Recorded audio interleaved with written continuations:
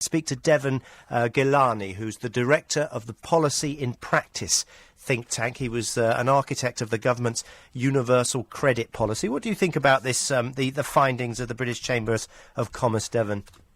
Hello, Ian. Hello. I don't think they're surprising particularly. I mean, I'm never surprised when employers say they want more from the employees they're looking to hire.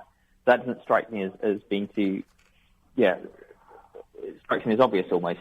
But I do think that we need to understand really what it is, particularly young people as well need to understand what it is that employers are looking for. Okay, what are they looking for?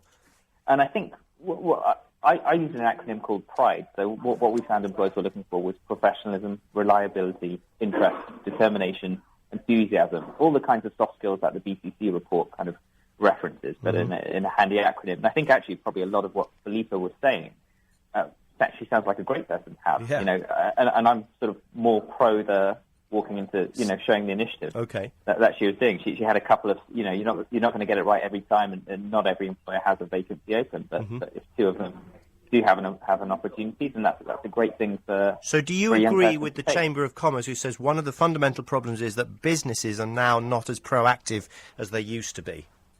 Yeah, I think that's backed up as well by their own statistics. So, I mean, I think only half of businesses that they surveyed actually offer work experience placements, while saying they want young people to come in with more work-ready skills. So I think there's definitely an issue there.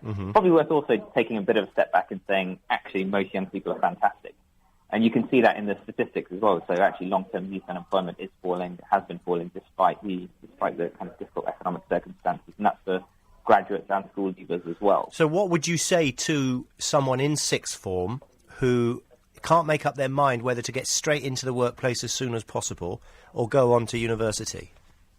I think it depends a lot on their own personal circumstances. I'm a big fan of getting some work experience, but I definitely wouldn't recommend that they neglect developing their long-term skills, just because other work I've done in this area shows how big the skills premium is. The more skills you have, the more you're able to show, the better that is for you in the long term. Right. But it's important to think about what those skills are, so making sure that they're in the kinds of areas that employers are looking for. So you can develop those within the workplace as well, though. So finding an employer that actually rewards that kind of level of initiative. If you are reliable, if you do turn up on time and show initiative, are you getting the opportunities from the employer? And perhaps, sometimes you have to take the job that's available in order to move into the right job as well. And I think that's an important message that, some young people, most young people do fully appreciate. And some young people perhaps just need to consider a little bit more. OK, Deven, thank you. Deven Ghelani, director of the Policy and Practice think tank. What do you think? 03456060973